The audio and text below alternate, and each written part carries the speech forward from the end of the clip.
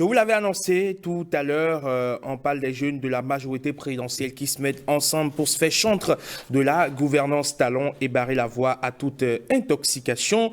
Nous serons donc avec Franck Béanzin pour nous expliquer les fondements de ce qui ressemble évidemment et vaguement à presque du déjà vu. Monsieur Franck, venez avec nous s'il vous plaît pour que nous puissions évidemment en savoir davantage sur ce creuset Marcel Arrossi qui a été...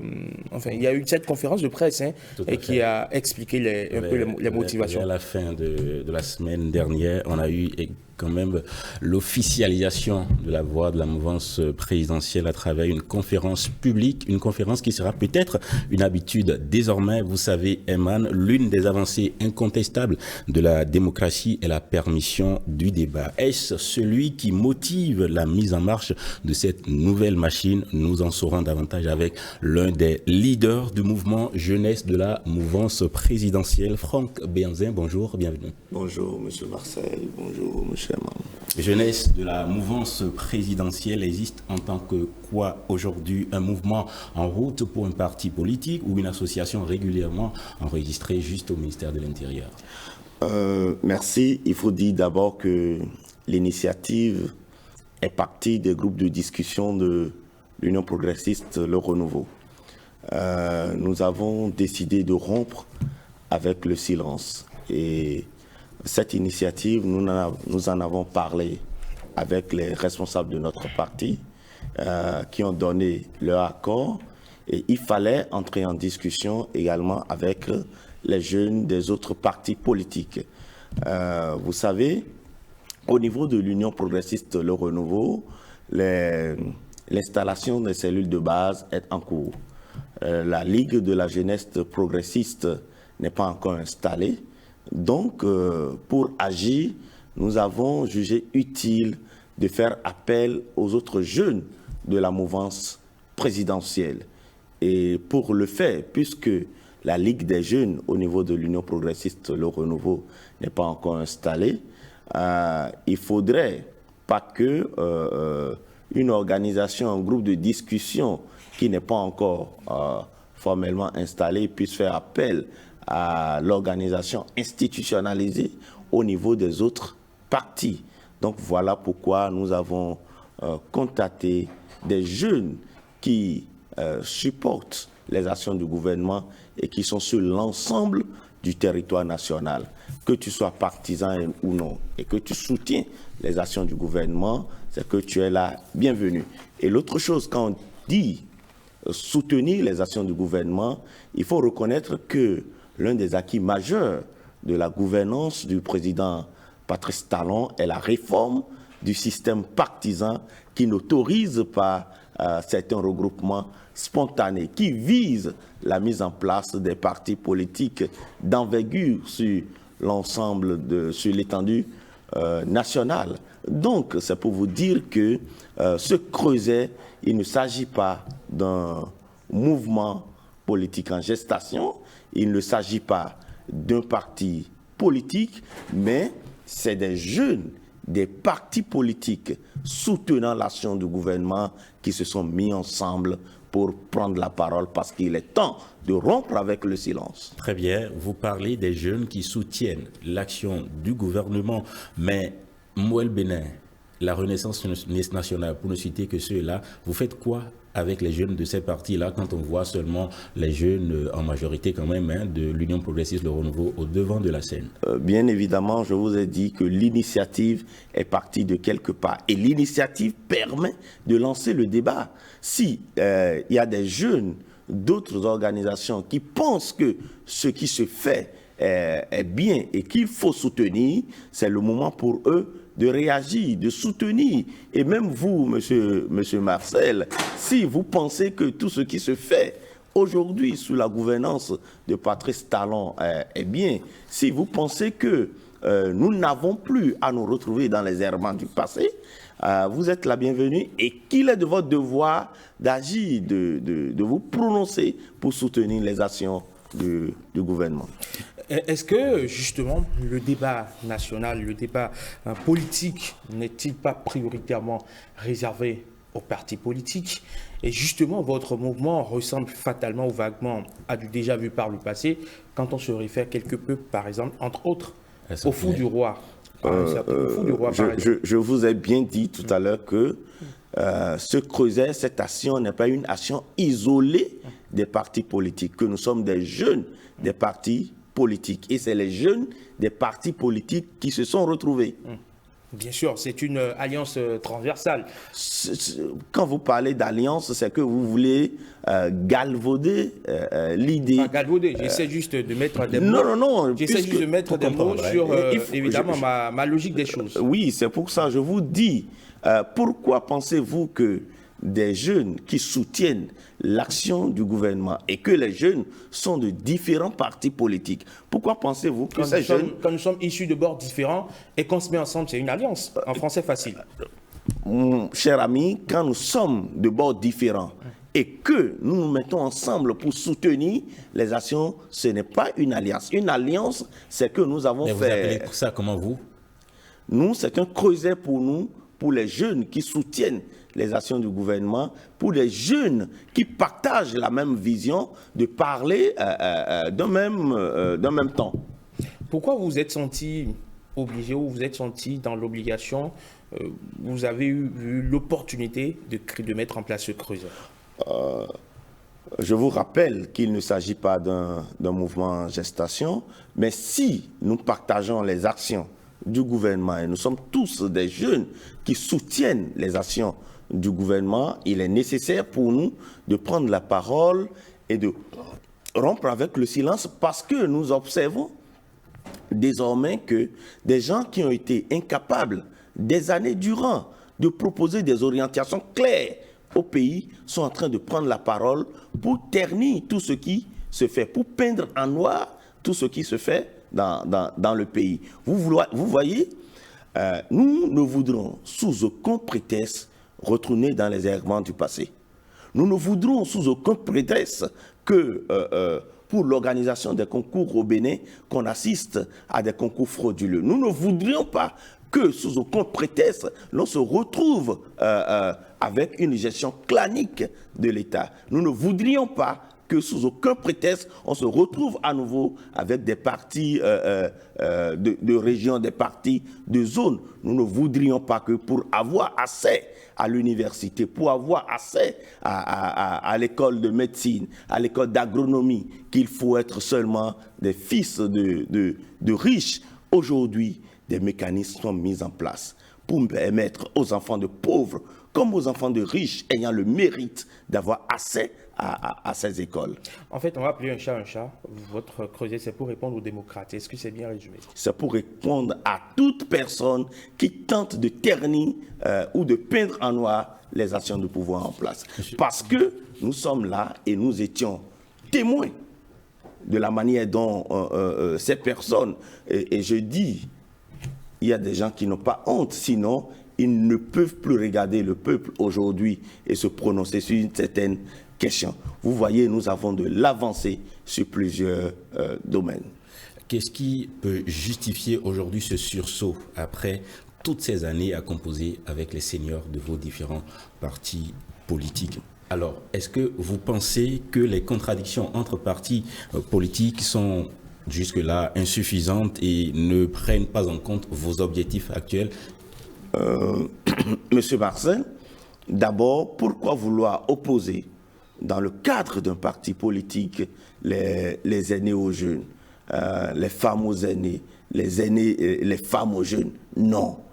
Un parti politique, c'est un ensemble de tout et nous sommes appelés à travailler pour un objectif précis. Vous voyez, par exemple, quand je prends le parti Union progressiste Le Renouveau, aujourd'hui, les cellules de base sont en train d'être installées et dans les directives d'installation de ces cellules, il est dit clairement qu'il faut réserver un pourcentage, 30% aux jeunes.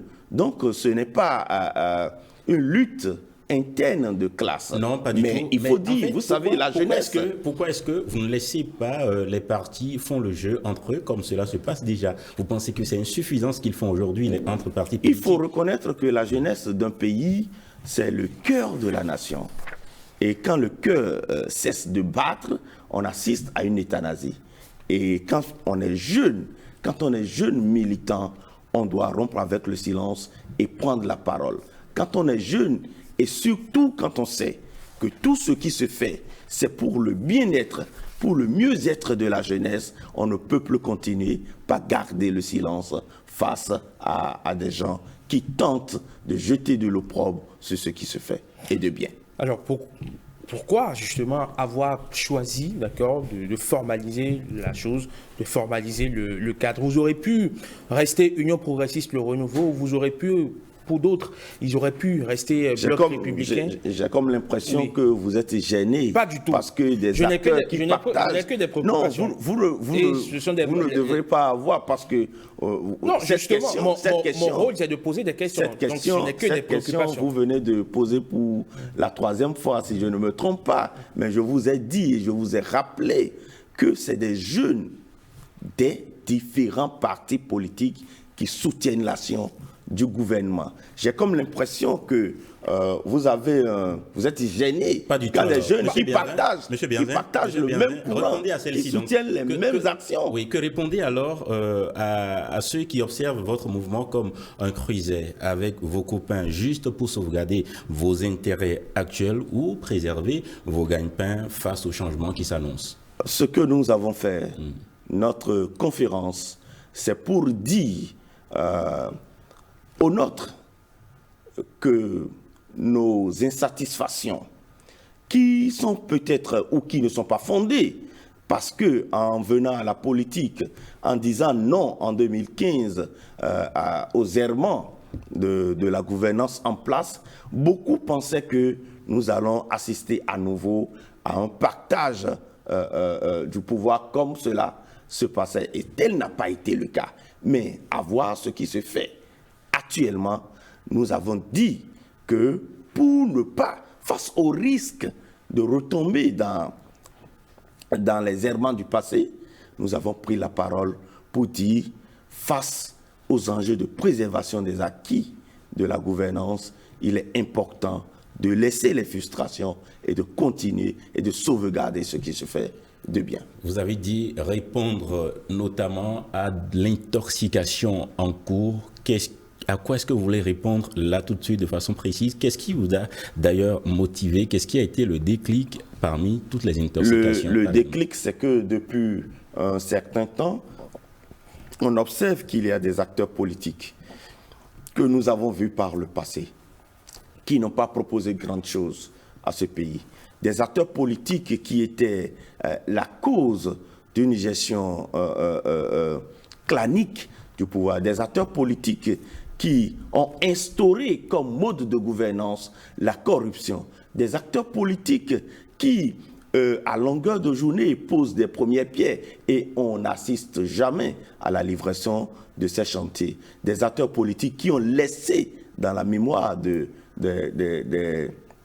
citoyens béninois des regrets que ces acteurs politiques se lèvent aujourd'hui pour peindre en noir ce qui se fait, pour dire que rien ne se fait pour la jeunesse. C'est pour ça, nous, on s'est levé pour dire non, ça suffit. Il faut que la jeunesse puisse prendre la parole et dire et montrer aux jeunes, aux autres jeunes, c'est l'enjeu également.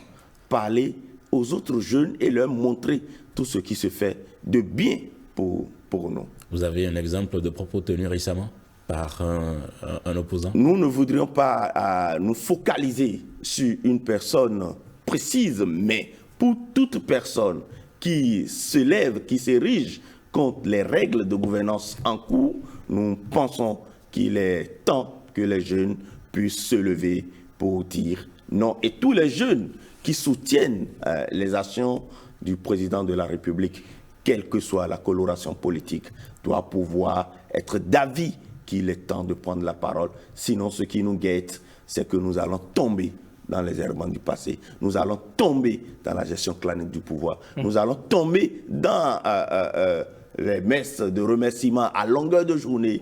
Nous ne voudrions plus ça. Est-ce que ce n'est pas une initiative de trop au regard du fait qu'au sein des partis politiques, il y a des organisations de jeunes, au sein du Bloc républicain par exemple, il y a l'OJBR, l'organisation des jeunes du Bloc républicain, et j'imagine forcément et certainement aussi au sein du parti Union progressiste le Renouveau. Est-ce que ce n'est pas de trop de vouloir remettre en place un creuset? Pourquoi est-ce que les autres organisations de jeunes qui existaient au sein des formations politiques ne font pas justement ce que vous êtes en train de faire là? Oui, il faut des gens pour initier. Il faut des gens pour démarrer. Et je pense que les autres organisations ou les jeunes des autres partis politiques et même les jeunes, je l'ai dit tantôt, qui ne sont pas partisans, doivent pouvoir se lever. Nous venons de lancer le débat et je vous rappelle que ce n'est pas une action isolée des partis politiques. C'est des jeunes, les jeunes qui étaient là, c'est des jeunes des différents partis politiques. Jusqu'à quand peut vivre la JMP actuelle? Je vous ai dit, la JMP, ce n'est pas un mouvement. Et c'est quoi alors? Je disais que c'est un creuset. Et l'initiative est partie des jeunes de l'Union progressiste, le Renouveau. Mais que, au niveau de l'Union progressiste, le Renouveau, les cellules de base sont en train d'être installées. La Ligue de la jeunesse progressiste n'étant pas encore installée, il faudra donc trouver des mécanismes pour répondre à ce qui... C'est un creuset de transition. C'est un creuset qui va prendre la parole de jour en jour jusqu'à l'installation de la Ligue des jeunes au niveau de l'Union progressiste, par exemple. Et à partir de cet instant, nous pourrons discuter de façon institutionnelle avec les autres organisations de jeunes déjà installées. Franck Benzien, qu'avez-vous à dire pour finir ces échanges? Je voudrais dire à tous les jeunes qui soutiennent les actions du gouvernement, de ne plus garder le silence. C'est le moment pour nous jeunes de nous lever. C'est le moment pour nous de contribuer à la préservation des acquis. Sinon, nous serons les grands perdants. D'ailleurs, quand on voit des gens en face qui, pendant longtemps, n'ont rien proposé de crédible aux jeunes, n'ont posé aucune action confortante pour le système éducatif béninois, c'est le moment pour nous jeunes de dire il est temps de rompre avec le silence. Ne serait-il pas mieux d'être dans l'action plutôt que dans la réaction? Et bien évidemment, vous savez que étant jeunes au niveau des partis politiques, que nous sommes déjà dans l'action et nous contribuons à ce qui se fait au sein des partis politiques. Désormais, la jeunesse militante ne doit pas être une jeunesse inactive. Merci. Franck Benzien, merci beaucoup. Merci d'être passé sur 5 sur 7 matin. On vous souhaite beaucoup de courage et bonne chance pour la suite. Merci.